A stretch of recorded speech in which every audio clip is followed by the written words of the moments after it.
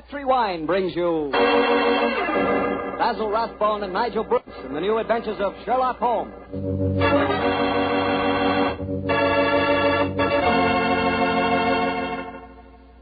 The Petri family, the family that took time to bring you good wine, invites you to listen to Dr. Watson tell us another exciting adventure he shared with his old friend, that master detective, Sherlock Holmes.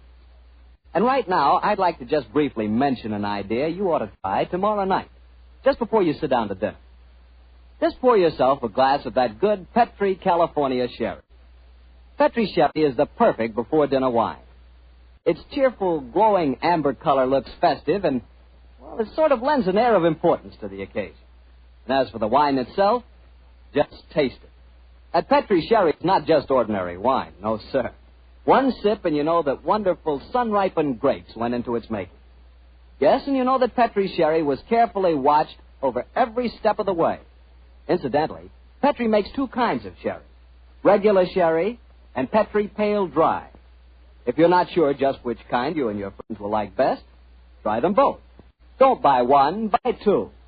But when it comes to sherry, or any other wine for that matter, be sure you always buy Petri.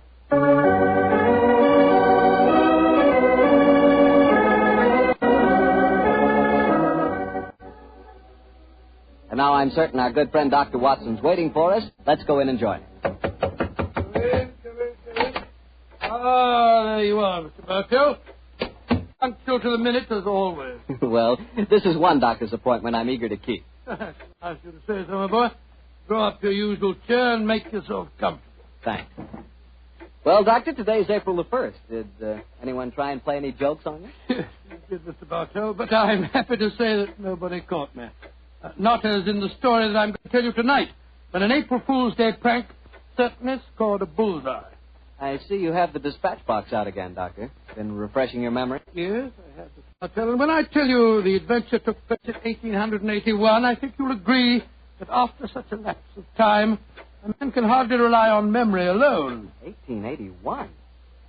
Say, Doctor, tonight's adventure must have been one of the really early ones. Yes, it was indeed. In fact, to be exact, it took place only a little while after Sherlock Holmes and I had first met and had taken up lodgings together. How was the great detective in those early days? A profound mystery to me, Mr. Bartell. To give you an example, my boy, I've shared the Baker Street lodgings with him for over a month before I was even certain of his profession, the knowledge of which I learnt to my awe and astonishment when our first adventure together took place. Oh, that was the one you called a study in scarlet, wasn't it, Doctor? That's right, Mr. Bartell. What a memory you've got, study in scarlet. But even after that adventure, I found myself wondering at times what I had let myself in for, sharing lodgings with such a strange companion. It was in one of those moods of doubt and confusion that my story begins. Late one March evening, I found myself in the neighborhood of Piccadilly Circus. It was cold, and a steady drizzle of rain had dampened my spirits. I thought that a glass of wine and the sound of music would put me in a better mood. And so, Mr. Bartell, I entered the Criterion restaurant. As I sat with a glass of rare vintage port at my elbow, the orchestra playing a dreamy Strauss waltz in the background, I couldn't help thinking of the last time that I'd been there. It was the night I met a young medical student by the name of Stamford. He was the man who first introduced me to Sherlock Holmes. Suddenly, I felt a tap on my shoulder. I turned, and to my amazement, once again, young Stamford was standing before me.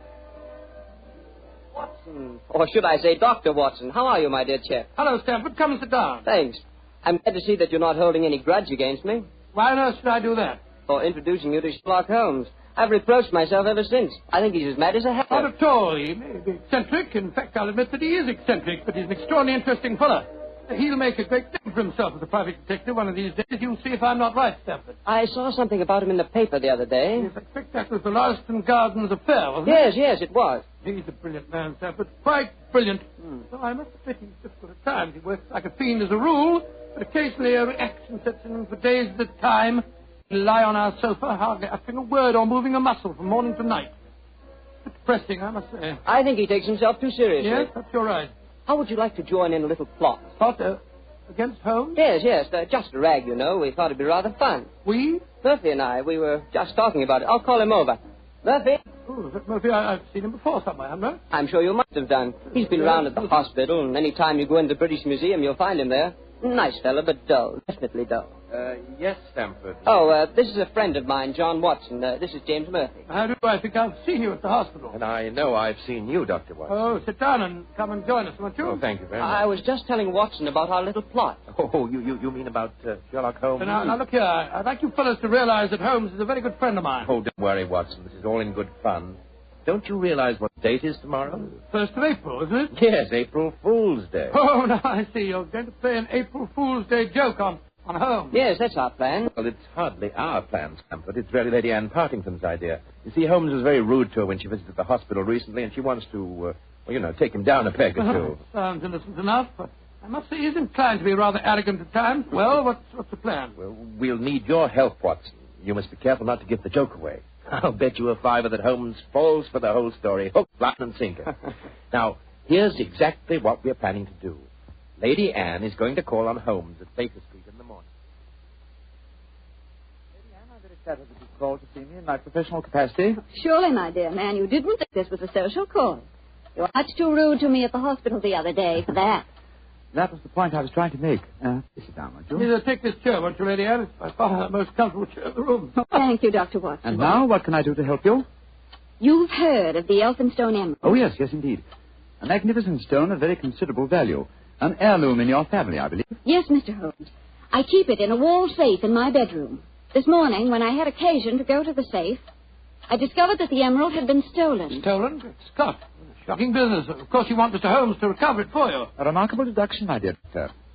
Lady Anne, when you opened the safe, did you observe any signs of it having been tampered with? Oh, I think it's rather stupid to sit and answer questions here in Baker Street. Why don't you come over to my house in Cavendish Square and examine the safe for yourself? You are a detective, aren't you? Lady Anne, just now you accused me of rudeness. I assure you that mine, at least, was unintentional. Oh, come, Holmes. Don't be so touchy. I can promise you a substantial fee, Mr. Holmes. I'm a struggling practitioner and a new profession, eh? My poverty, but not my will, consents. I pay thy poverty, and not thy will. You see, I can quote my Shakespeare, too, Mr. Holmes. My carriage is waiting, gentlemen. Let's drive over to Cavendish Square at once, shall we?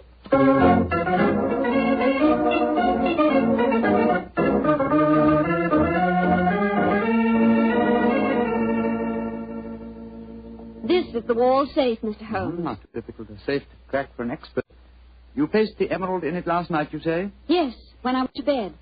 And this morning, it had gone. Well, surely, Holmes, this is a good occasion to use that magnifying glass that you're always fitting about. Excellent occasion, my dear doctor. That's why I brought it with me. Uh-huh. It's very interesting. What is it? This safe was opened by an expert. There isn't a sign of its having been forced. Hello. What have you discovered? There's a peculiar tarnish on the steel knob. It was obviously handled by someone whose fingers are habitually stained with chemicals. Amazing, Holmes. Elementary, my dear doctor. Where does that door lead to? My boudoir. I should like to examine it if I may. Oh, but of course. Thank you, Lady Anne. Dr. Watson, this is the most beautiful April Fool's Day fraud I've ever I played. must say, Murphy was right. He has fallen for it. Hook, line, and sinker. Just the same, I'm beginning to feel guilty. I can't help feeling a bit disloyal. Oh, nonsense. It's all in fun. Are Stamford and Mr. Murphy listening? Yes, they're next door in my drawing room.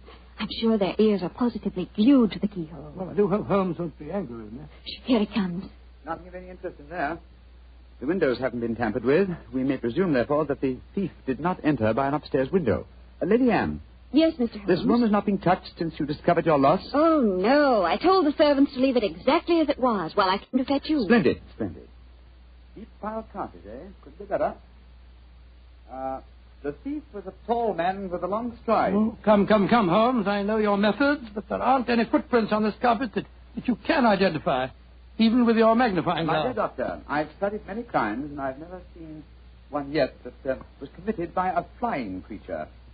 As long as a criminal remains upon his two legs, there must be some trifling displacement can be detected by a keen observer. I assure you that the marks on this carpet indicate that the thief was a tall man with a long stride. Traces of tobacco ash. Pipe tobacco. Shag tobacco that sells at 4p an ounce. Oh, now, really, Mr. Holmes, how can you possibly identify an individual tobacco? Oh, it's a hobby of mine. In fact, I've even written a monograph on the subject. Now, one more look at the space itself. Hello. What's this powdered dust here? What? It's rosin. Trace of rosin. Lady Anne, I suggest that you get in touch with Scotland Yard at once. You mean that you've solved it, Holmes? I mean, my dear doctor, that I can give you a reasonably complete picture of the thief, and that picture is so individual that I'd be surprised if it would fit more than one man in London. But this is pure magic, Mr. Holmes. Please describe him to me. Well, he's a tall man. The width of his stride indicates that, and he's thin. What enables you to tell that, Holmes? His footprints have made a remarkably light indentation on the nap of the carpet. Our thief dabbles extensively in chemicals, as indicated by the tarnishing of the knob on the safe, and the traces of rosin would suggest that he plays the violin also. He smokes shag tobacco, has a great practical knowledge of the ways of combination locks, and he's obviously in close contact with the criminal classes. How do you know that, Mr. Holmes? Well, he wouldn't steal a famous stone unless he knew how to dispose of it through some trustworthy fence. Yes, it's a very comprehensive picture, Holmes. I almost feel as if you were the chap. Thank you, Doctor. I'm sure there's only one man in London, and it shouldn't be hard to trace him. I agree entirely, Mr. Holmes. Dr. Watson, I think the joke has gone far enough. Joke? Oh, what do you mean? You're quite right, Holmes, in saying there's only one such man in London. You've just given a perfect description of yourself. April Fool. Dr. Stamford, Mr. Murphy, you can come in now. April Fool, Holmes. April Fool.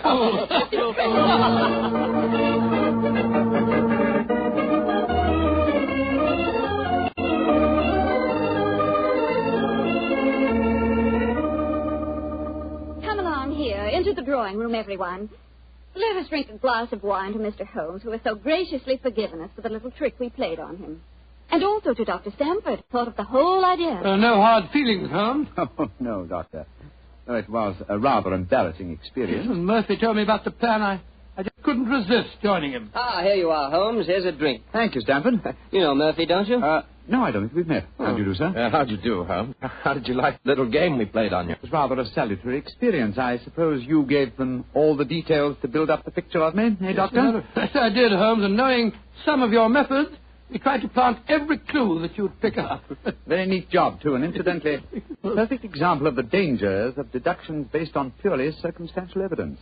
I shall profit from this little lesson. I must say it was worth a fortune in emeralds to see your face, Holmes, when you realized what you'd done. Well, the joke's over now. By the way, where is Lady Anne? I believe she said she was going to fetch the Elphinstone emerald. She thought you might be interested in seeing it. She probably feels the sight of it will salve my wounded vanity. Oh, here she comes now. Mr. Holmes! Mr. Holmes! Great Scott, what's wrong? What's happened, Lady Anne? The emerald. It's not where I hid it. This time it's really stolen.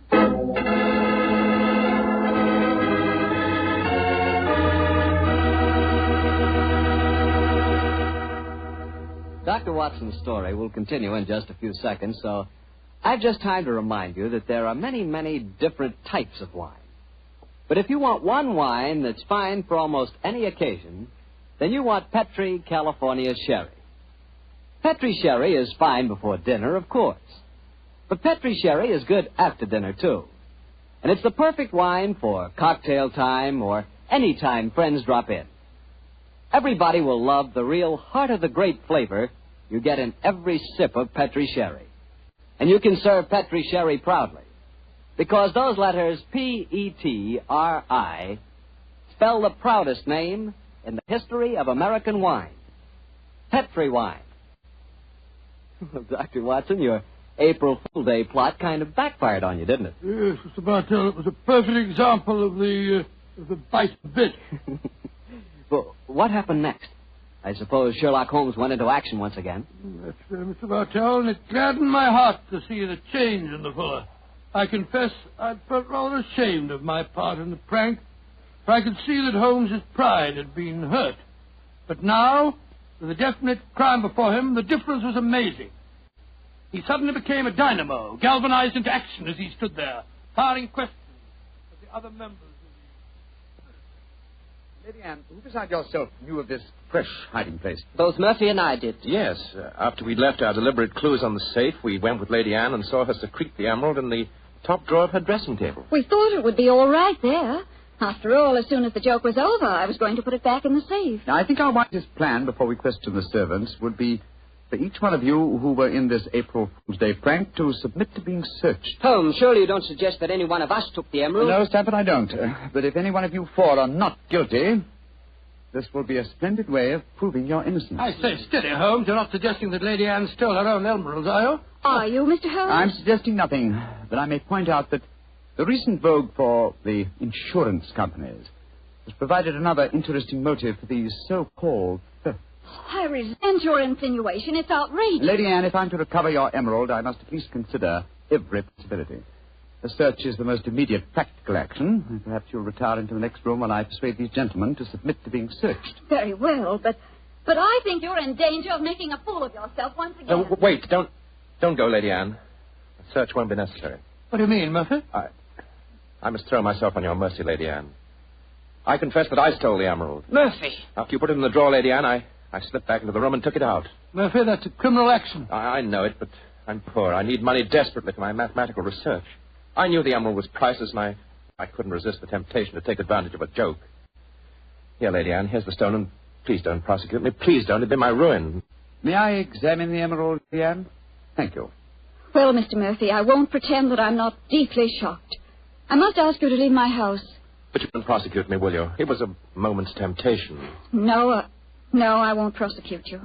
Holmes, what are you doing with the emerald? Well, knowing something of the deceptive ways of thieves, I came on this case fully prepared to test the emerald when I found it. Now, a drop of this acid from this vial, so... Mr. Holmes, what are you doing? You'll enter the stone. No, not if it's a true emerald. Look at that. Good Lord, the acid's eating to the stone as if it was sugar. Then that means... It means, Lady Anne, that Mr. Murphy has just imperiled his honor and his freedom to steal a singularly beautiful fake.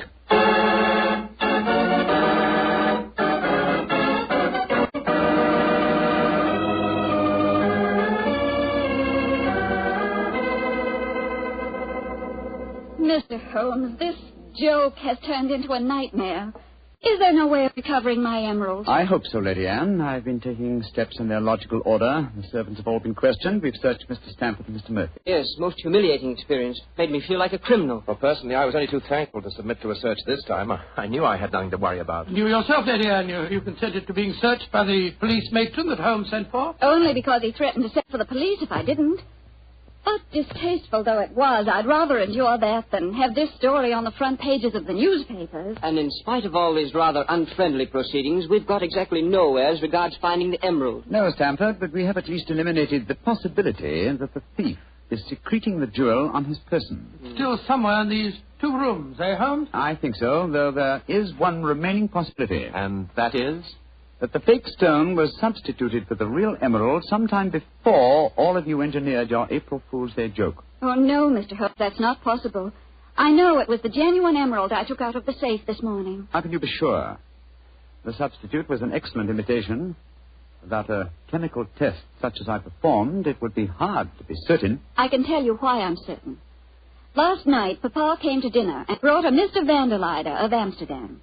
He examined the stone. And you'll agree that a jewel expert like that couldn't be fooled. That's true, Lady Anne.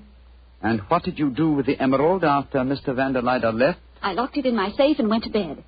I didn't unlock the safe again until Dr. Stamford and Mr. Murphy came here this morning. That settles it, then. The real emerald is still hidden somewhere in these two rooms. But where? That's the question. I must say it's completely mystifying. Well, let's go back to what we were all doing at the exact moment you came into the room, Lady Anne, and informed us of the loss of your stone. Now, we were... We were drinking a toast to you and... That's it. Lady Anne, hard thinking is, well, it's thirsty work. Oh, I'm so sorry. Let me get you something. A glass of port, perhaps. No, thank you. But I observe that you have a remarkably comprehensive assortment of liqueurs. I wonder if I might have a glass of creme de menthe. Oh, of course. I'll get it for you. Creme de menthe in the middle of the day, Holmes. I knew you were eccentric, but this really... This bottle, it clinked as I picked it up. I thought it might, Lady Anne. There's something inside it. Allow me, madam. Thank you. I'm sure you won't mind if I waste this liqueur on the aspidestra. No, of course not. So... Lady Anne, allow me to restore to you the Elphinstone Emerald. Great Scott. Amazing. Fantastic. Ingenious. The one safe hiding place in the room. Where could a green gem be more effectively hidden than in a bottle of green liqueur? But who stole it? Who substituted the fake stone? Frankly, I don't care. The gem is restored. That's all that matters. I prefer not to go to court. Neither you nor I, Mr. Sherlock Holmes, would show up in the best of lights. And my father would disapprove of this whole affair, I'm afraid. Just as you wish, Lady Anne. In either case, I shall expect your check for my services in due course.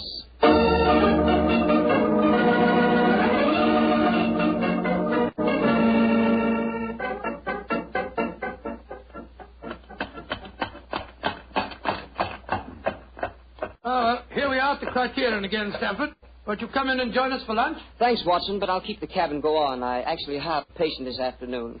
A rare and delightful experience for a young doctor, as you probably know. As rare and delightful as a client is for a young detective, Mr. I quite understand, and I'm correspondingly grateful to you for your profitable hoax. I'm glad it was profitable for you. Personally, I feel pretty stupid about the whole thing. Well, goodbye. Goodbye, old fellow. Goodbye. 39 Onslow Square, cabby. You're remarkably quiet, Murphy. Well, I'm afraid my conscience won't let me do much talking, Doctor. I'm heartily ashamed of myself. Well, thanks for the lift. I'll leave you chaps. Oh, nonsense. You'll join us for lunch, Murphy. But, No buts about it, I insist. Come on. Well, it's awfully nice of you. Oh, come, Murphy. Any one of us can make a foolish mistake. It's just lucky that you didn't have to pay for yours.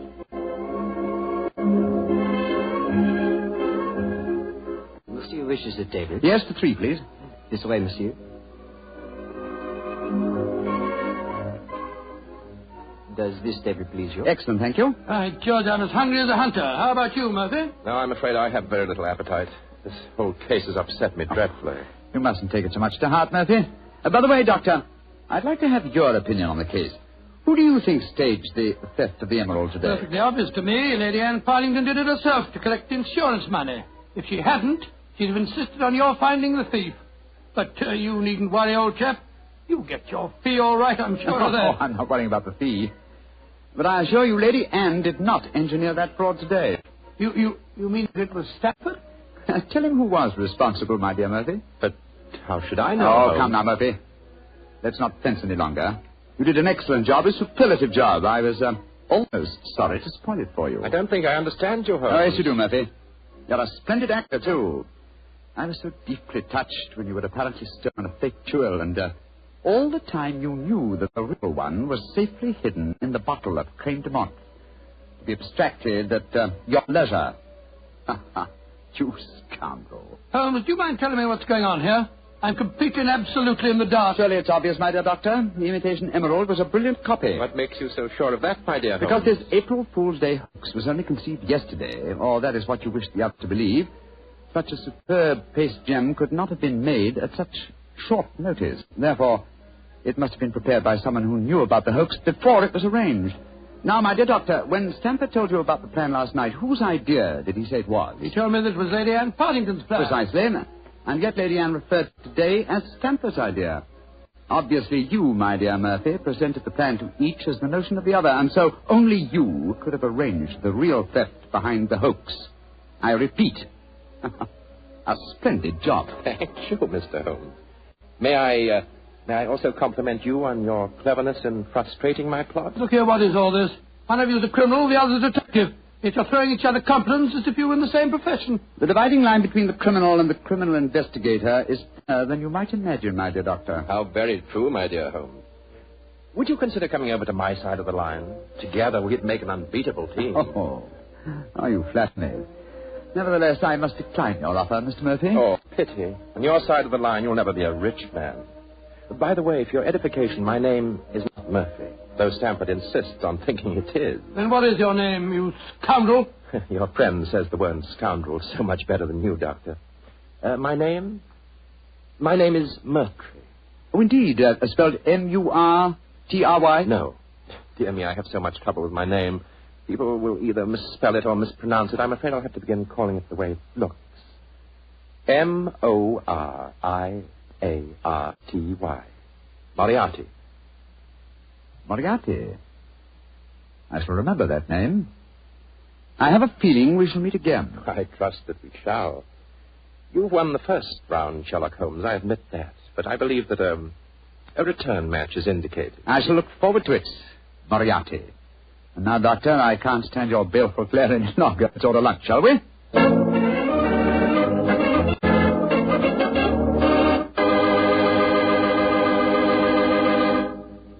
Doctor, that was a pretty hectic April Fool's Day. Yes, what? I never want to see an up one exactly like it. I don't blame you. You know, I'd sure hate to have someone come to my house and pull a trick like that on me. Why, Mr. Bartell, do you have a precious emerald you fear may be stolen? Are you kidding? I wouldn't know the difference between a precious emerald and a piece of green glass. But when it comes to rubies, now that's something else. Oh, you would know a ruby when you saw it? Sure. Because a ruby has exactly the same color as a glass of Petri California port held up to the light. Mr. Bartell, you can find more excuses for talking about Petri wine than any man in the entire world. Believe me. Excuses, Doctor? I don't need an excuse to talk about Petri wine. Why, there's a wine that actually speaks for itself. If I may borrow a phrase from Shakespeare or somebody. There's no other wine quite like Petri wine because only Petri wine is made by the Petri family. And the Petri family has been making wine for generations. They've been handing down from father to son, years and years of knowledge and experience of the fine art of turning luscious grapes into clear, fragrant, delicious wine. Yes, and because the making of Petri wine is a family affair, those letters P-E-T-R-I on a bottle of wine are the personal assurance of the Petri family that every drop of wine in that bottle is good wine. You never miss with a Petri wine because Petri took time to bring you good wine. Well, Dr. Watson, what's the prescription for next week's story? Well, next week, Mr. Bartell, I'm going to tell you a rather unusual story. It concerns a series of strange disappearances and a murder without apparent reason, and yet it was a case that Sherlock Holmes solved without ever meeting any of the suspects. I call it the singular affair of the disappearing scientist. Well, I'm sure we'll all want to hear that one, Doctor. Oh, I'm sure. Well, before you go, Mr. Bartell, I want to urge our friends to do all they can to save on the use of all wheat and rice products, and also fats and oils. There are millions of families literally starving to death in Europe and Asia. They're not being asked to give them our food. They're just being asked to take it easy on certain foods so that there will be some left for them to buy. I know there isn't one person listening to me tonight who would knowingly let anyone starve. And remember, unless you do help, thousands of little children will starve. So please, let's share a meal and save life. Tonight's Sherlock Holmes adventure was written by Dennis Green and Anthony Boucher and was suggested by an incident in Sir Arthur Conan Doyle's story, A Study in Scarlet. Music is by Dean Fossler. Mr. Rathbone appears through the courtesy of Metro-Goldwyn-Mayer, and Mr. Bruce through the courtesy of Universal Pictures, where they are now starring in the Sherlock Holmes series. The Petri Wine Company of San Francisco, California, invites you to tune in again next week, same time, same station. Sherlock Holmes comes to you from our Hollywood studios.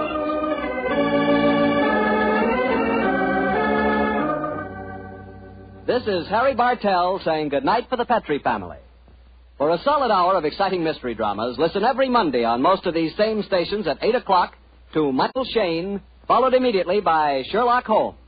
This is the Mutual Broadcasting.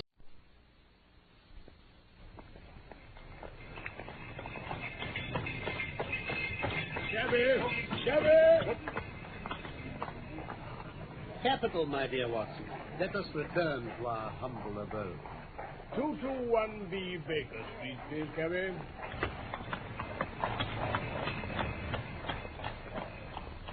From London, we present The Mazarin Stone by Michael Hardwick, based on the short story by Sir Arthur Conan Doyle. The Mazarin Stone. It was pleasant to find myself once more in the untidy room on the first floor of number 221B Baker Street, which had been the starting point of so many remarkable adventures. I looked round me at the scientific charts upon the wall, the acid-charred bench of chemicals, the violin case leaning in the corner, the coal scuttle, which contained, as of old, the pipes and tobacco. Finally, my eyes came round to the fresh and smiling face of Billy, the young but very wise and tactful page, who had helped to fill up the gap of loneliness and isolation which surrounded the saturnine figure of the great detective, now that I was married again and living in Paddington. It all seems very unchanged, Billy. You don't change either. I hope the same can be said of him.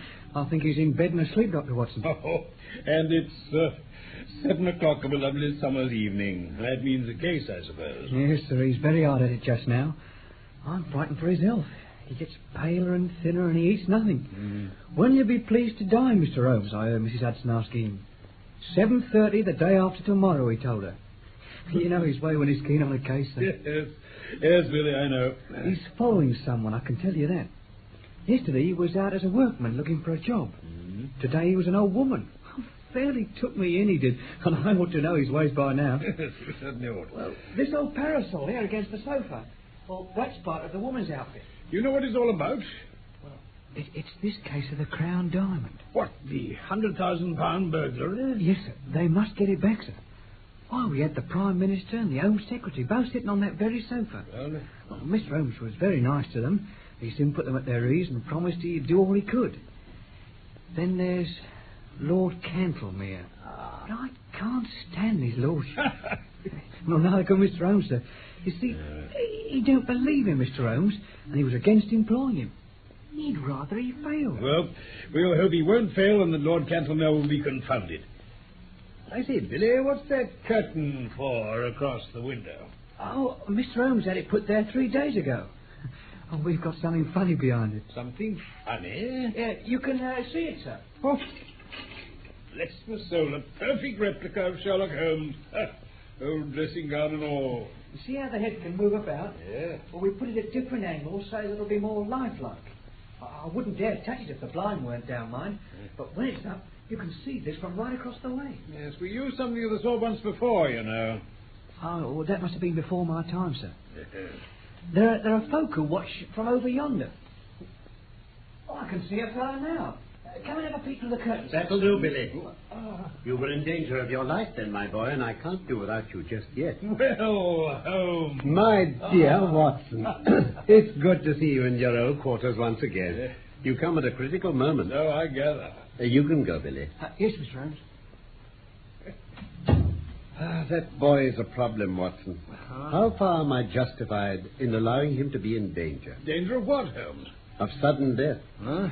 I'm expecting something this evening. Expecting what? To be murdered, Watson. Oh, but... Oh, come, Holmes, you're joking. Even my limited sense of humor could evolve a better joke than that. But we may be comfortable in the meantime, may we not? Is alcohol permitted? Certainly. The gasoline and cigars are in the old place. Now then, let me see you once more in the customary armchair. Ah, thank you. Oh, that's right. Here you are, Watson. Thank you. Now then, your very good health, my dear fellow. And yours too, my dear Holmes. You have not, I hope, learned to despise my pipe and my lamentable tobacco. It has to take the place of food these days. Why not eat? Because the faculties become refined when you starve them. Why, surely as a doctor, my dear Watson, you must admit that what your digestion gains in the way of blood supply is so much lost to the brain. I am a brain, Watson. The rest of me is a mere appendix. Therefore, it is the brain I must consider. Yes, but this danger, Holmes. Ah, yes. In case it should come off, it would perhaps be as well that you should burden your memory with the name and address of the murderer. You can give it to Scotland Yard with my love and a parting blessing. Oh. Silvius is the name. Silvius.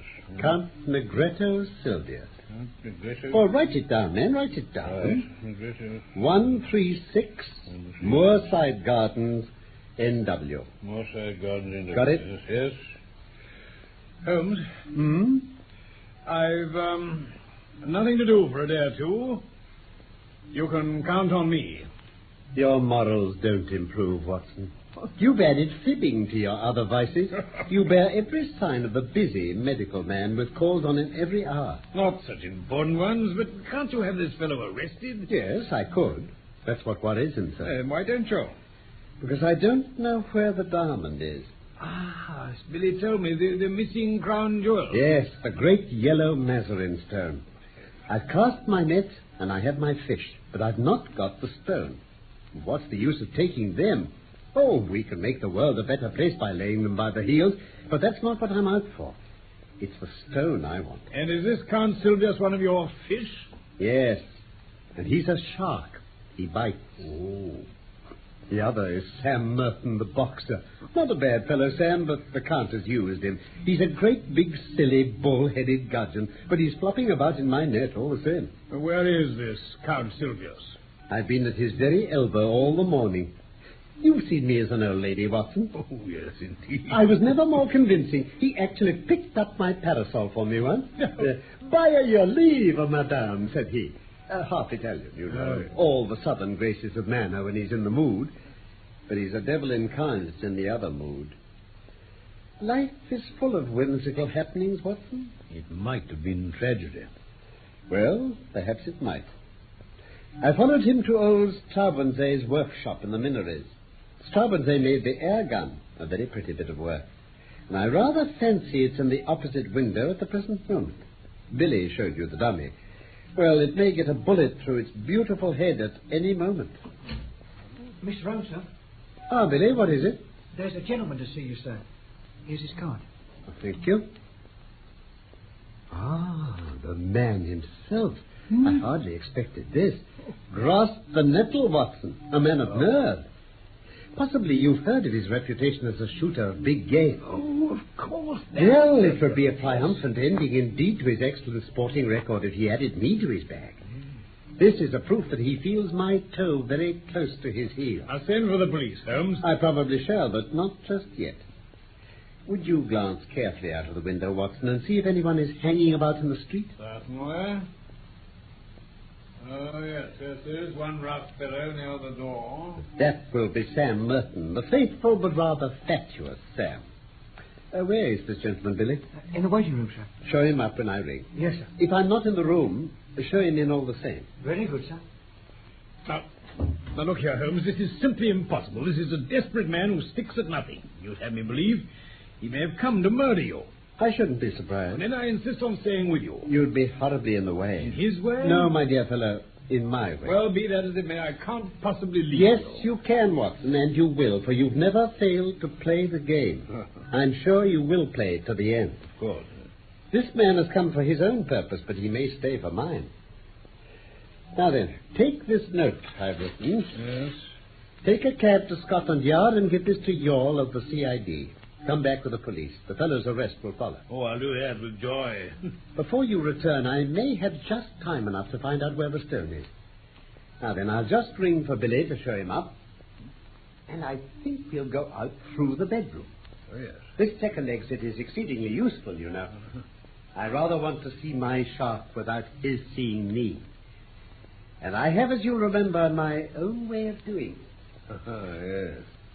The, effigy, Holmes, shouldn't the curtain be drawn over it again? No. We'll leave it as it is. Oh, perhaps just a touch to this splendid head. A little forward onto the chest, as though somewhere in the middle of 40 rings. There. Now then, come along. Well, I only hope you know what you're doing, that's all.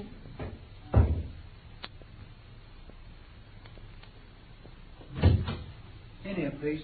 Yeah. Holmes himself. And asleep. How very convenient. Don't break it, Count. Don't break it. What? Holmes! It's a pretty little thing, isn't it? Tavernier, the French modeler, made it. He's as good at waxworks as your friend Straubenzé is at air guns. Air guns, sir? What do you mean? Oh, put your hat and stick on the side table before you're tempted to do any other form of damage. Very well. Thank you. And pray take a seat. Oh, would you care to put your revolver out also?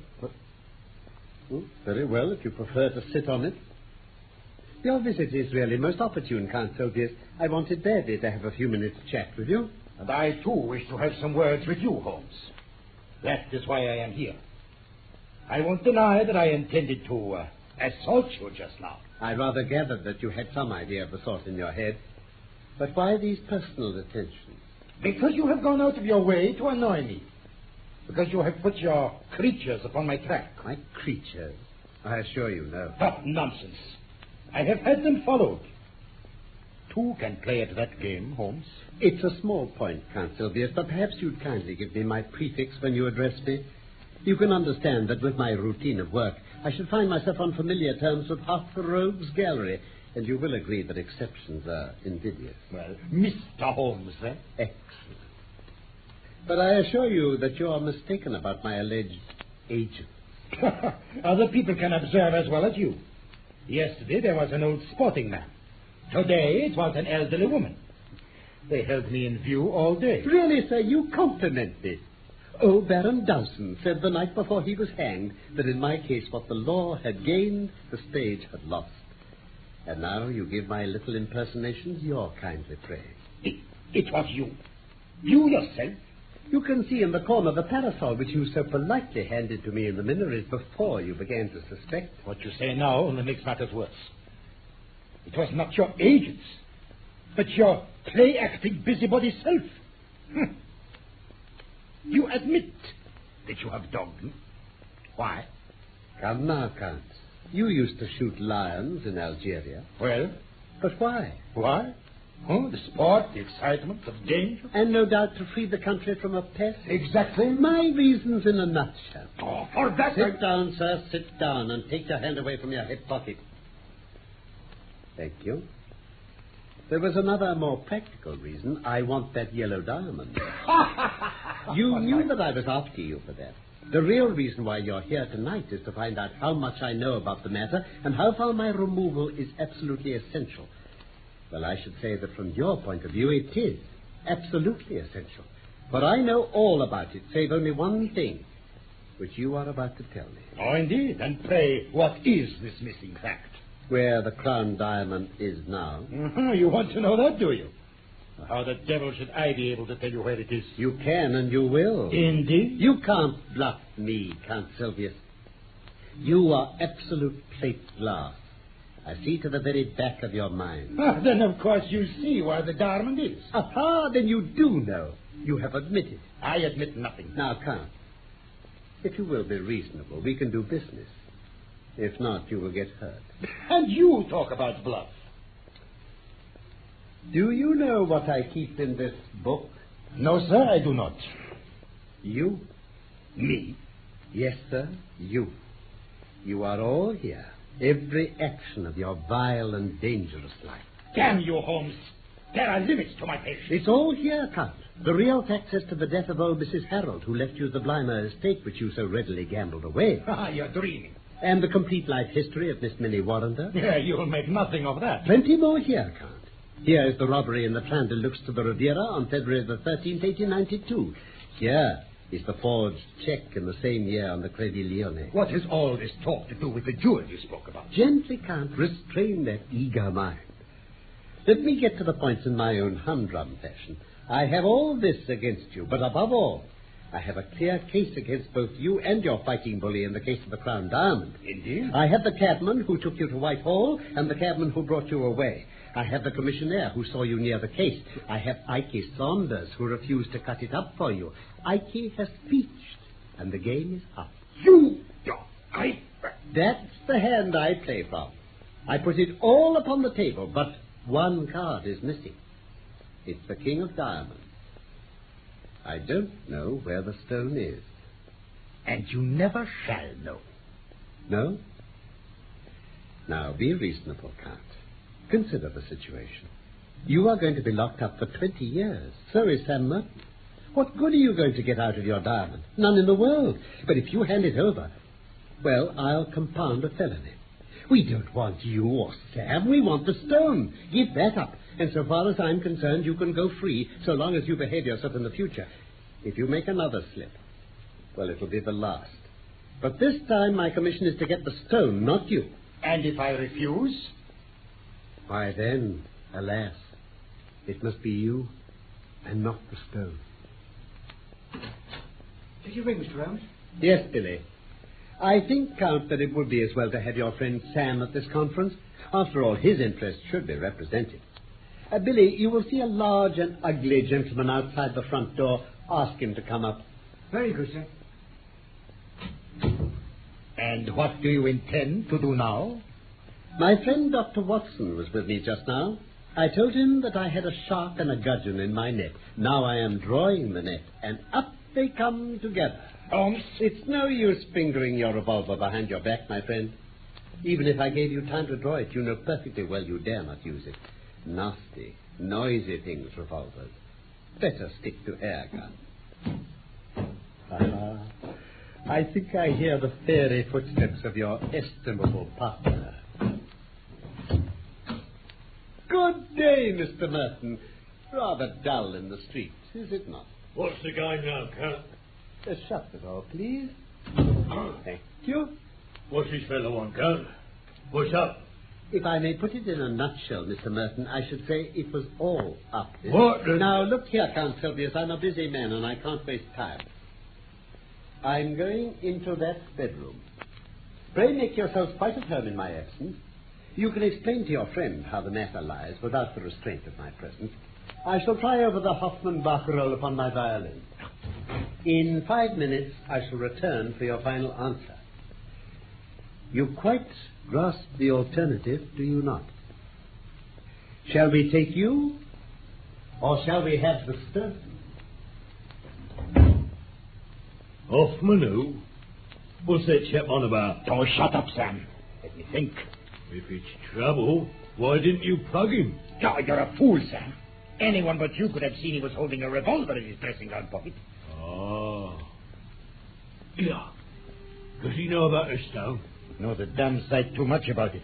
And I'm not sure he doesn't know all about it. Good Lord. Ikey Sanders has split on us. Oh, he has he? I'll do him down a fickum for that if I swing for it. Well, that won't help us much. We've got to make up our minds what to do. Yeah, I know. He's a leery cove, that one in there. He wants watching. Do you suppose he's listening? Sure, how can he be listening while he's playing that thing? Ah, that's right. Yeah. Oh, what is it now? Maybe somebody's behind a curtain. There's too many curtains in this room. Yeah. It's all right. It's only a dummy. A fake? Well, strike me. Madam Two-Sword ain't in it. It's a living spit of him, gun and all. Oh, but them curtains can't. Oh, confound the curtains. We're wasting our time, and there's not too much of it. You know, he can lag us over this stone. The devil he can. He's offered to let us slip, if we only tell him where the swag is. What? Give it up? Give up 100,000 quid? It's one or the other. Listen. He's alone in there. Let's do him in. Once he's locked out, we've nothing to fear of. If we shot him, he could hardly get away in a place like this. Oh. Besides, it's likely enough that the police know whatever evidence he has got. Listen. What you heard, Gov? Nothing. Just a noise in the street. Now, look here, Governor. You got the brains. You can think of a way out of it, surely. It's slugging is no use. Well, then it's up to you. I've fooled better men than Holmes. The stone is here in my secret pocket. I take no chances leaving it about. It can be out of England tonight and cut into 4 pieces in Amsterdam before Sunday. You see, he knows nothing of Van Sedder. I thought you said Van Sedder was going next week. He was, but now he must get off by the next boat. One of us must slip round with the stone to Lime Street and tell him. But the 4th bottom ain't ready yet. Well, he must take it as it is and chance it. There's not a moment to lose. As to Holmes, we can fool him easily enough. I'll tell him the stone's in Liverpool. Oh, confound that whining music. It's getting on my nerves. Come back here. Out of line of the keyhole. Here's the stone. Oh, I don't know how you dare carry. Well, where could I keep it safer? If we could take it out of Whitehall, someone else could easily take it out of my lodgings. Oh, out of your hands. What? Thank you, Count. It will be safe with me. Well, but that was a waxwork in that chair a minute ago. Where? Your surprise is very natural. You are not aware, of course, that a second door from my bedroom leads behind that curtain, which was worrying you so much, Mr. Merton. Oh, Mr. Merton. I fancied you must have heard me as I stepped into the dummy's chair, but luck and a passing cab were on my side. So that was it. It gave me a chance of listening to your racy conversation, which would have been painfully constrained had you been aware of my presence. No violence, gentlemen, no violence, I beg of you. Consider the furniture. It must be very clear to you that your position is an impossible one. The police are waiting below. Governor! All right. They give you best, Holmes. I believe you are the devil himself. Not far from him, at any rate. A fair cop. Yeah, that blooming fiddle. It's playing itself. Dear me, you're right. Well, let it play. The modern gramophone is a remarkable invention. Gramophone. God. In here, officer. Come on, Sam. We've been waiting to get you. And you too, sir. You take your hands off me, my man. Not like that. Work. Gramophone. Lord Cantlemere is here, sir. Oh, show his lordship up, Billy, while I switch off the Gramophone. Yes, sir. Oh, my dear Holmes. So you're safe after all. Yes. And I see you have Cantlemere downstairs. Watson, Yes. shall we make his lordship unbuttoned? Oh. Dare we venture upon a slight liberty? Well, Will you step this way, Your Lordship? Lord Cantlemere. what on earth is going on here, Mr. Holmes? Constables and fellows all over the place. How do you do, Lord Cantlemere? It's chilly for the time of year, but rather warm indoors. Watson, pray help me with his lordship's overcoat. Sure, thank you. I will not take it off. Oh, pray allow me.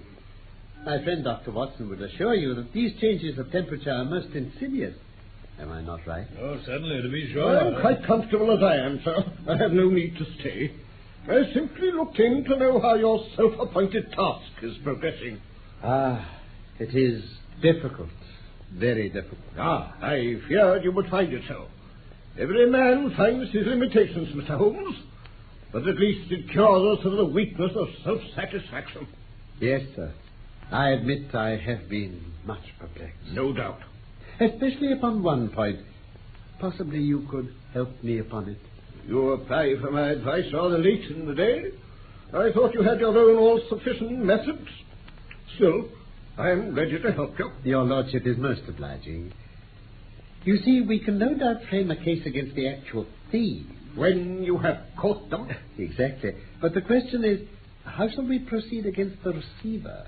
Receiver? Is this not rather premature? It is as well to have our plans ready. Now, what would you regard as final evidence against the receiver?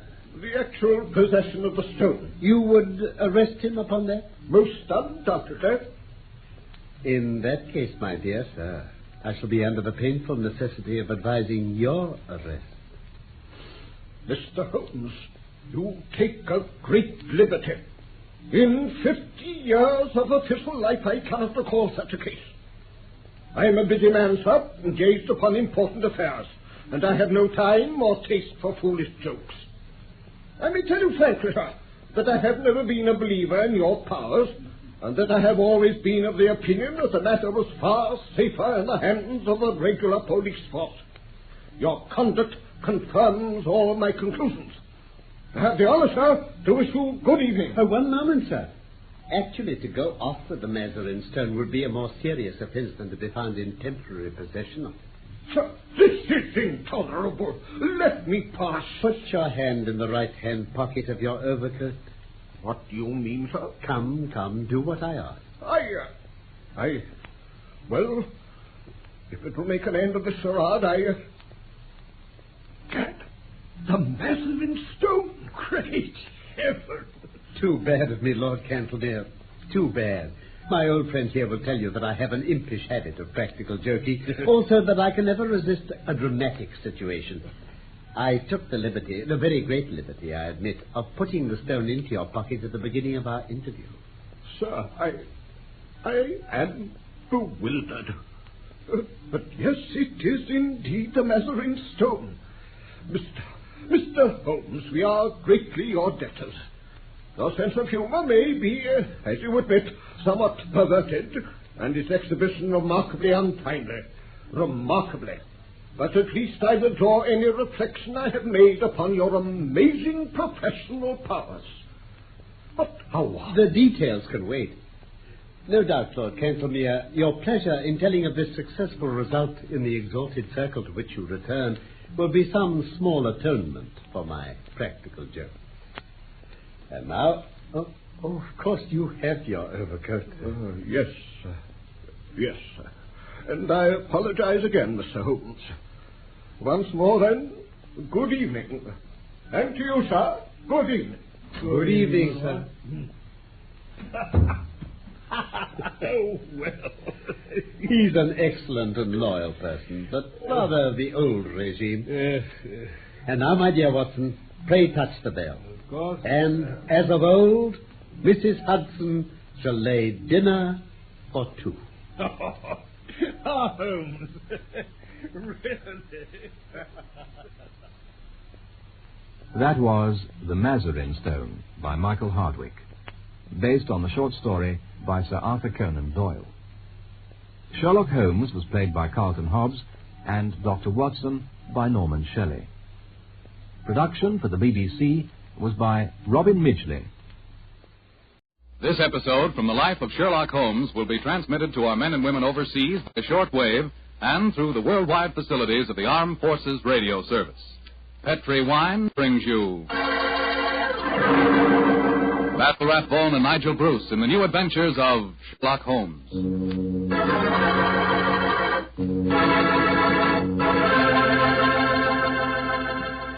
The Petri family, the family that took time to bring you good wine, invites you to listen to Dr. Watson tell us about an exciting adventure he shared with his old friend, that master detective Sherlock Holmes.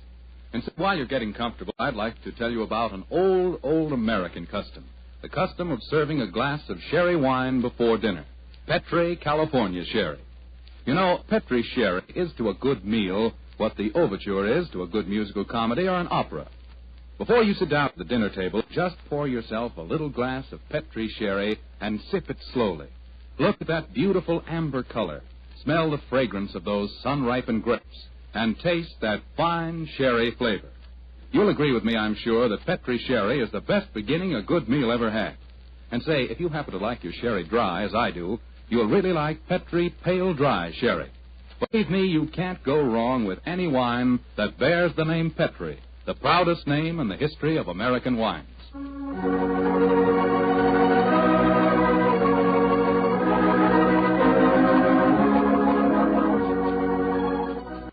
And now let's drop in on the good Dr. Watson, who's waiting for us in his California ranch house. Good evening, Doctor. Good evening, Mr. Foreman. Come in and make yourself at home. Thank you, Doctor. Sitting here with the lights off, I see. Have you been getting yourself in the mood for tonight's Sherlock Holmes story? No, my boy, I was watching the sunset. It's quite a beautiful tonight. Aye, Doctor, the sun set over an hour ago. Yes, I know that, young fellow, my lad. I know that. But at my age, a fellow's entitled to take a little snooze after dinner, isn't he? Of course he is, Doctor. And now that we've settled that, how about tonight's story? Well, a very beautiful girl figured prominently in this adventure, Mr. Foreman. Her name was Jasmine Lafleur. Huh? Can you say that again, Doctor, please? I know, my boy, but that was her stage name. When she was a magician's assistant, unfortunately, I never had the opportunity of seeing Jasmine Lafleur in the theater. But I'm told that she was a fascinating figure in tights and spangles. When Holmes and I first met her, however, she was dressed a little more conventionally. And her name was then Diana Vennering. Lady Vennering. Lady Vennering? Say, those tights and spangles really paid off, didn't they? Well, how did you and Sherlock Holmes come to meet up with her, Doctor? In rather spectacular style, Mr. Foreman. Miss Lafleur became something of a femme fatale in the early 1900s. First of all, she married Signor Rossoni, the magician for whom she was working. On the wedding night, he was mysteriously stabbed to death. A few months later, Madame Rossoni, very fetching in her widow's weeds, I'm sure, met Sir Wilfrid Vennering. And, after a whirlwind courtship, she married him. Don't tell me he got murdered, too. He did, Mr. Foreman. Also on the night of the wedding. At this time, the police found a suspect. It was a certain Major Beckworth, cousin of the dead man, and an ardent suitor of the fair Diana. The trial at the Old Bailey was one of the most sensational I ever remember. Sherlock Holmes and I, in court on the closing day as the jury, were still considering their verdict. Holmes, the jury's been out over 8 hours. I bet you they can't agree on a verdict and there'll be a new trial. I think not, old chap. Look, here they come now. You know, there's a strong moral probability of guilt, but I'm sure they'll agree that there's insufficient evidence to convict. Oh, perhaps you're right. Just look at Lady Vennering down there ahead of us. What a stunning woman. Yes, and a woman of great poise and courage. Here it comes. Gentlemen of the jury, have you arrived at a verdict? We have, my lord. How say you? Do you find the defendant guilty or not guilty? Not guilty. Exactly. Come on, Watson. Let's get a breath of fresh air. Well, I was wondering perhaps if we shouldn't go over and congratulate Lady Veneering. On what? The fact that our husband's murderer has not been found? Oh, I suppose you're right. You ever read the book of Tobit, Watson? Tobit? I don't think so. When was it published? Well, a little before our time, old chap. It's an Old Testament story. Whatever made you think of it at this moment? Well, it's so remarkably apposite with the case of Lady Veneering. It deals with a highly peculiar series of murders, 7 of them, if I remember correctly. Who was the murderer? A jealous demon by the name of Asmodeus, who strangled husbands on their wedding nights. Well, judging by the verdict just now, Mr. Beckworth isn't the Asmodeus, or whatever you call him in this case.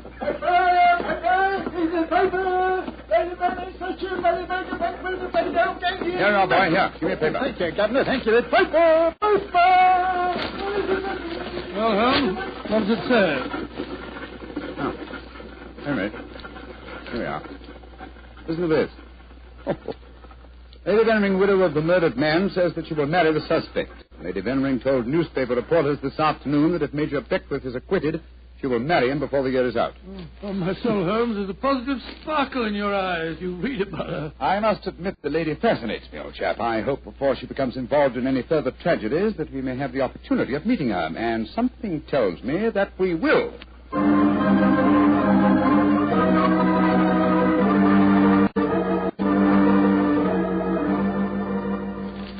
Sunday papers are certainly having a field day over the Veneering case, Holmes. Did you read them?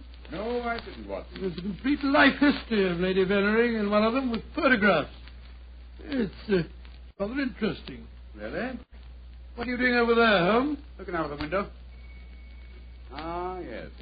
You expecting anybody home? No, come over here, old fellow. Oh, it's a clergyman. Yes, a very agitated one. Look at the way he's pacing up and down, and looking up at our window, too. Joe, what eyes? Yes, there's a fanatical look about him, which suggests either the martyr at the stake or the inquisitor lighting the faggots. Mrs. Hudson's letting him in now. Well, I'll be interested to know what he's come to us about. I can hear footsteps on the stairs. Here, I'll go and have a look. How do you do, sir? Come along in, won't you? It's all right, thank you, Mrs. Hudson. You're Mr. Sherlock Holmes? I am, sir, and this is my colleague, Dr. Watson. My name is Whalen, the Reverend Arthur Whalen. How do you do, How sir? do you do, sir? Sit down, would you, and tell me what I can do for you. Thank you. Mr. Holmes, this is a very difficult subject to broach. In fact, it's only after intense personal conflict that I've been able to force myself to come to you. May I ask you, are you familiar with the Book of Tobit? Book of Tobit? Gracious me. You were talking about that yesterday, huh? I see that you've come to consult me about the Veneering case. But that's amazing. How did you know? Has Lady Veneering been in touch with you? No, sir, but I'm familiar with the Book of Tobit. Lady Venering's case closely resembles that of the woman Sarah in the Old Testament story. More closely than you realize, Mr. Holmes. Did you know that before each one of Lady Venering's husbands was killed, they received a threatening note? Yes, I recall that from the trial. Signed in some sort of gibberish, weren't they, sir? No, Doctor. Yesterday I was permitted for the first time to examine one of these books. The apparent gibberish was in reality ancient Hebrew writing. Indeed. Were you able to translate it? Yes, Mr. Holmes. In effect, it said, if you go through with this marriage, your hours are numbered. And it was signed Asmodeus. Oh. The name of the jealous demon who strangled husbands in the Book of Tobit. Exactly. Just why have you come to me, sir? I want you to talk to Diana, to Lady Veneering, to tell her she must not go through with this new marriage. Murder is stalking her, Mr. Holmes. I have argued with her, prayed with her, implored her to realize her danger. But she is adamant. I'm afraid I should feel extremely presumptuous in giving her my advice. No, Mr. Holmes. I have prepared the way for you. You could, I'm sure, make her realize her danger. And she's willing to see me, you say? Willing and anxious. Oh, very well. But I'd like to ask you a few questions first. Anything, Mr. Holmes. What is your interest in her? She's a member of my flock. She needs my guidance. Nothing further? No, Mr. Holmes. Well, I believe that you performed the marriage ceremony at both of her previous weddings. Yes. Are you proposing to officiate the ceremony if she marries Major Beckworth? Well, I don't know. I'm hoping that marriage will never take place. And so I want you to help me, Mr. Holmes. Where does the lady live? 47, Berkeley Square. Very well. Dr. Watson and I will call on her this afternoon. Delighted to. I doubt if I can be there myself. In fact, Diana might speak more freely if I'm not. But here's my card. Oh, thank You'll you. know where to get in touch with me if you want to. Very well, sir. Good day to you, gentlemen. And I'm greatly in your debt. Good day, sir. Good day. Strange business, Holmes. I can't believe that Mr. Whalen's motives are entirely impersonal. Nor can I, old chap. What are you laughing about? I was thinking of the book of Tobit, Watson.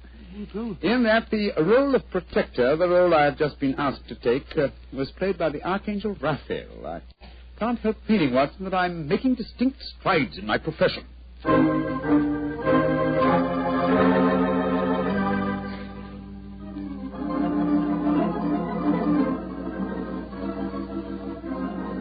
Mr. Sherlock Holmes, I'm so glad to meet you.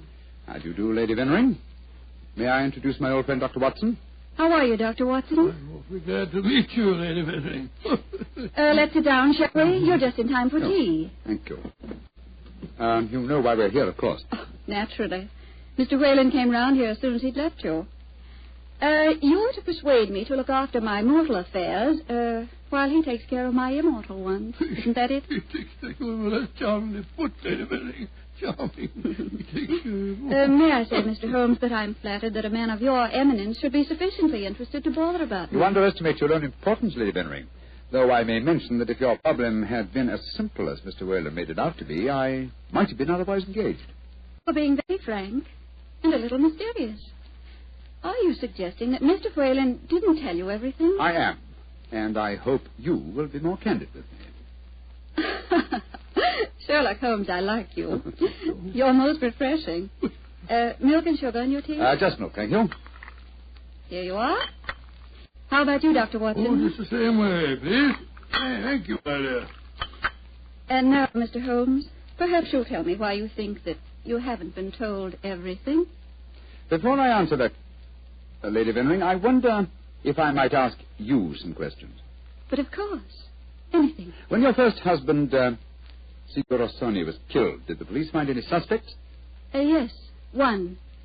Ferdinand Gautier, a young man who had been an assistant in our Magician's Act. A stupid, good-looking boy who thought he was in love with me. But of course Inspector Lestrade had to release him. There was no evidence. Inspector Lestrade? Well, you can bet that if he arrested him, the boy was innocent. A warning note was found among your husband's effects, wasn't it? Yes, and it was signed in Hebrew with the name Asmodeus. But perhaps you're not familiar with the Book of Tobit. Oh, yes, I'm familiar with it, Lady Vennering.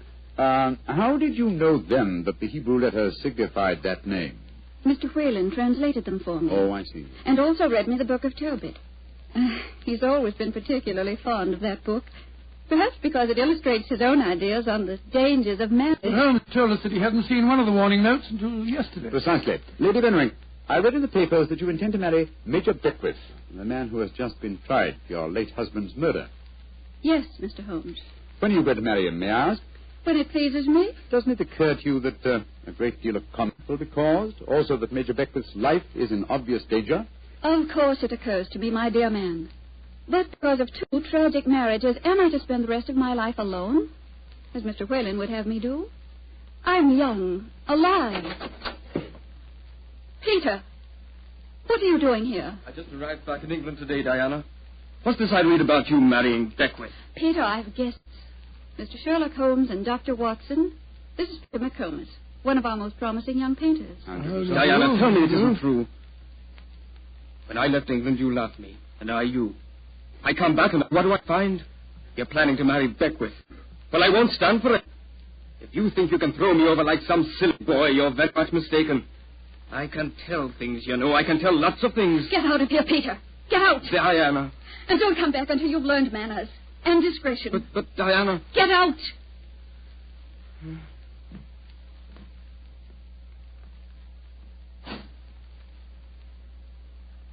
I'm sorry, gentlemen.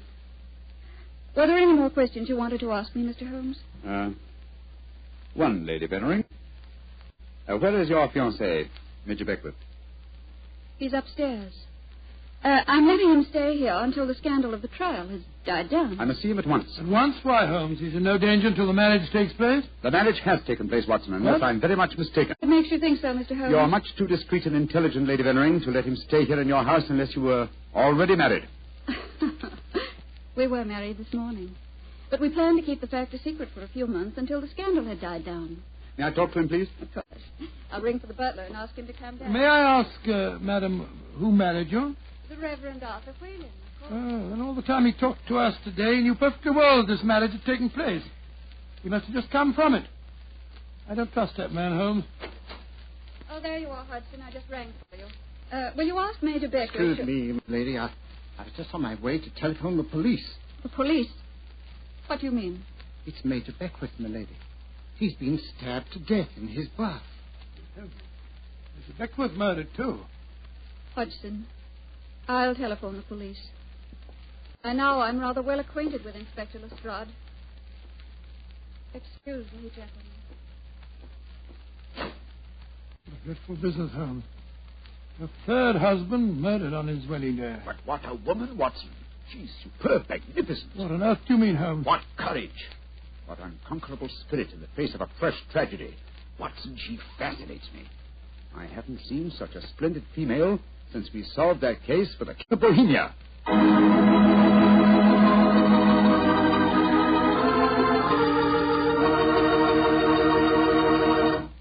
Dr. Watson's story will continue in just a few seconds. Time enough to remind you that the easiest way to make good food taste better is to serve that good food with a swell Petri wine. And there are two Petri wines in particular just made to go with food. Petri California Sauterne, a delicate white wine with a subtle flavor that's perfect with chicken and fish. And Petri California Burgundy, a hearty, rich red wine that's out of this world with any meat or meat dish. So if you want to know just how good a cook you are, serve your good food with Petri wine made to go with it. A Petri Burgundy or a Petri Sauterne. Two swell Petri mealtime wines.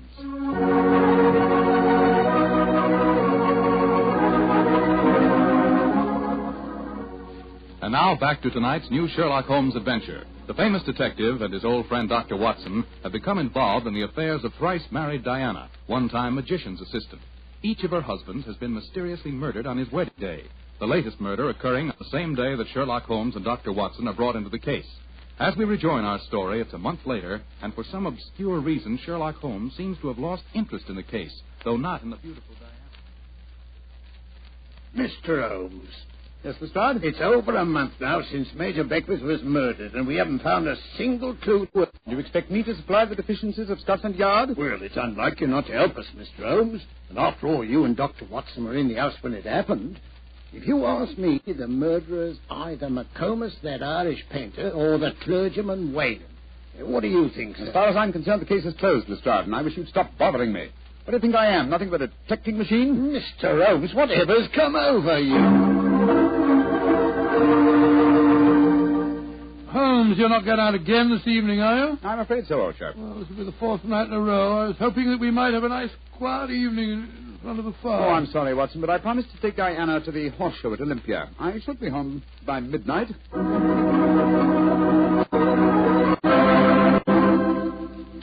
Mr. Holmes. Yes, Mr. Whalen? You're seeing altogether too much of Diana. She seems to be completely under your spell. But you introduced me to her in the first place, with the request that I keep an eye on her. I made a great mistake. As her spiritual protector, I'm afraid I must ask you to stop seeing her. I'm afraid I must ask you, sir, to mind your own business.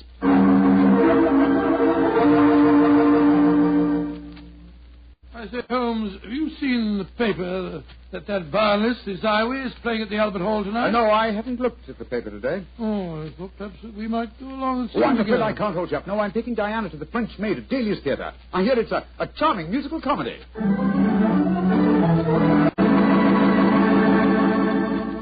Look here, Holmes. We've been friends for a good many years now. Very true, old fellow. And I think I'm entitled to speak to you straight from the shoulder. Of course you are, Watson. Very well, then. This Diana Beckwith. Oh. Yes, it's your own business, I suppose, but I can't bear to see her making such a fool of you. You've neglected your work entirely since you met her. You get about as though you're a young fellow of 20. What's come over you, Holmes? Stop pacing about, old chap, will you, and sit down.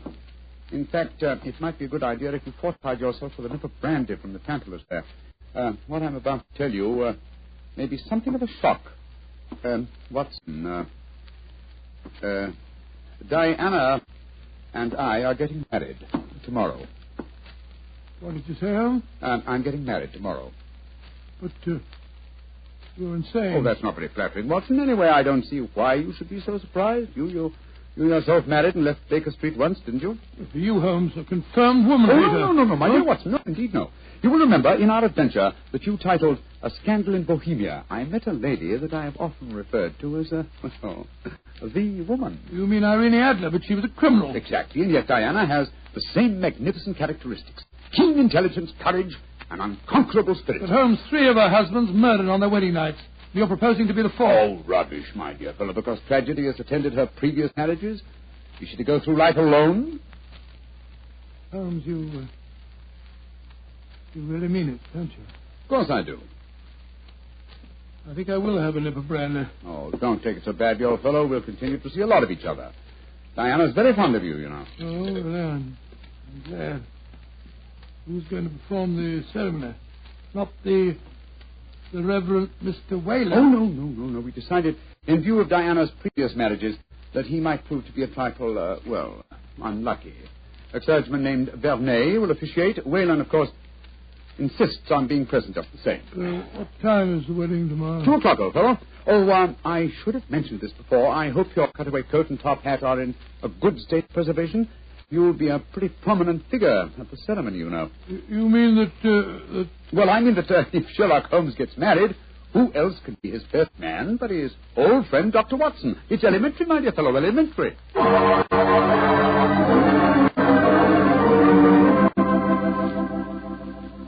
I now pronounce you man and wife, and those whom God hath joined together, let no man put asunder.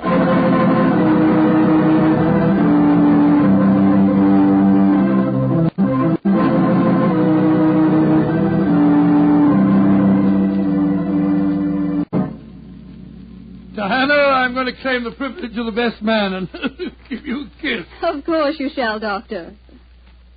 It's you, Holmes. You're Miss Lucky Fuller. Of course I am, old chap. Sherlock, I'm going upstairs to change my dress now. Very well, Diana. I'll be up shortly. I'll see you later, Dr. Watson. Very well, Mrs. Holmes. Holmes, I never thought I'd live to say that. Watson, old fellow, I'm worried. Worried today? Oh, my dear fellow, what's the matter? Well, just before the ceremony, I received one of those warning notes signed by Asmodeus. Oh, you better be careful, Holmes. I think I'll slip out and have a pipe or two on the matter. Yes. Look after my guests for me, will you? And keep your eyes open. And your ears. Yes, I will indeed. There you are, Mr. Whalen. Would you care for a glass of champagne or punch or something or other? Thank you, no, Doctor. I'm in no mood for celebration. I'm certain that Diana has made a shocking mistake. Well, really, sir, I don't think... I only came here in a last-minute attempt to dissuade her. Now that I've failed, I shall leave. Good day, sir. Yes, sir. Dr. Watson? Oh, hello, McComas. Where's Mr. Holmes? We'll be back in a few minutes. Would you care for a glass of champagne, sir? Well, thank you. I should like to drink a toast to the pair. I've been in love with Diana for years, you know, but she wouldn't marry me, and well, I suppose I might as well make the best of it. I must say your friend Sherlock Holmes seems like a splendid fellow. He is indeed, McComas. In fact, I may say... Excuse me, sir. All right, Holmes, I'm coming. I'm here. What else the matter, Holmes? Follow me, lock the door behind you. Allow me to introduce you to the demon Asmodeus, Watson. Unfortunately, at the moment, she's in a faint. Good Lord. It's Diana. Exactly. Always an impetuous woman, she made the mistake of trying to stab me with that knife. So I bent over to strap up a suitcase. She didn't allow for the wall mirror in which I was watching her. You mean you suspected her all along? Of course I did, old fellow. The problem was to find the proof. I first suspected her when I knew that she had been a magician's assistant. The key to the profession of magic is misdirection, and these murders have been a perfect example of misdirection motive. How do you mean, Holmes? Well, by creating Asmodeus, thanks to the well-meaning stories of the Reverend Mr. Whalen, whose theological libraries she must have copied the Hebrew signature, she focused the murders on jealousy, concealing the fact that the one person with a perfect motive was herself, the widow who was to inherit. Oh, why hasn't she been caught before? Because she was clever, devilishly clever. She left no clues except an indirect one that I had once spotted, that the likeliest person to be able to approach a bridegroom unsuspected and stab him is his bride. And now I wish you'd see if you can revive it, old fellow. When the police get here, I should like Mrs. Holmes to be in full possession of all her faculties.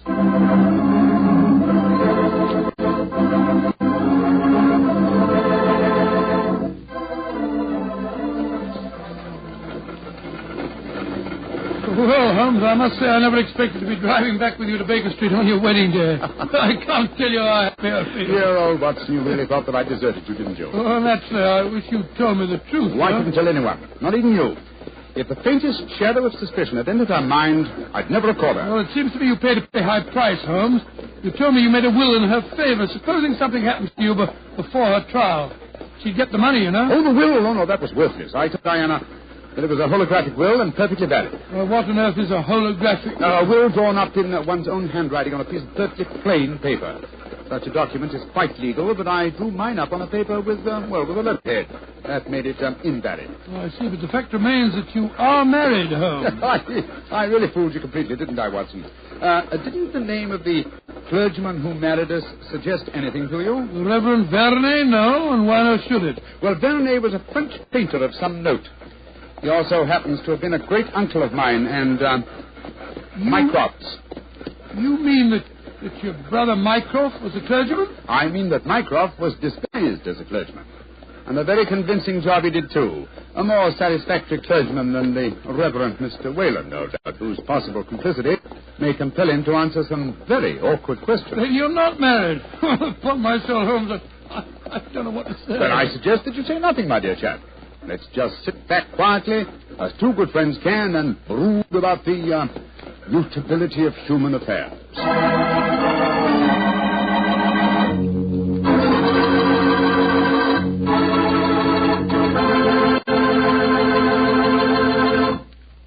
Well, Doctor, tonight's adventure was really a little extraordinary, to say the least. Holmes sure had a narrow escape. Doubly narrow, Mr. Foreman, doubly narrow. He not only escaped the jaws of death, but he also escaped the clutches of matrimony.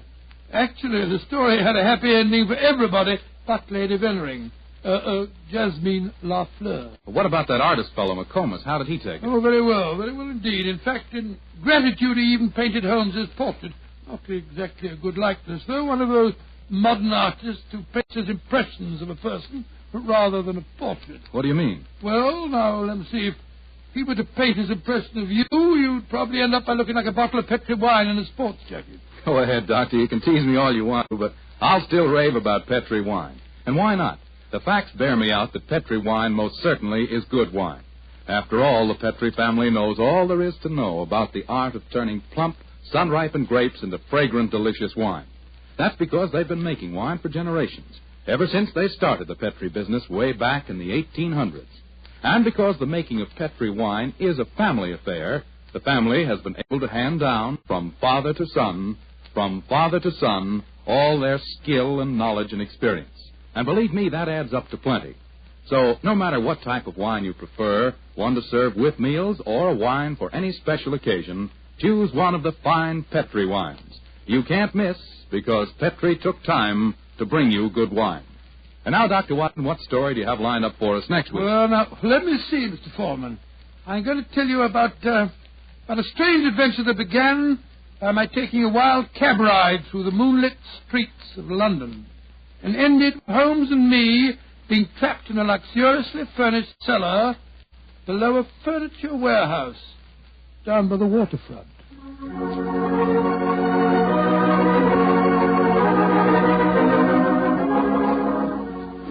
Tonight's Sherlock Holmes adventure is written by Dennis Green and Anthony Boucher and is based on an incident in the Sir Arthur Conan Doyle story, The Adventure of Shoscombe Old Place. Mr. Rathbone appears through the courtesy of Metro-Goldwyn-Mayer, and Mr. Bruce through the courtesy of Universal Pictures, where they are now starring in the Sherlock Holmes series. The Petri Wine Company of San Francisco, California, invites you to tune in again next week, same time, same station. Oh, the Petri family took the time to bring you such good wine. So when you eat and when you cook, remember Petri wine. To make good food taste better, remember... Petri.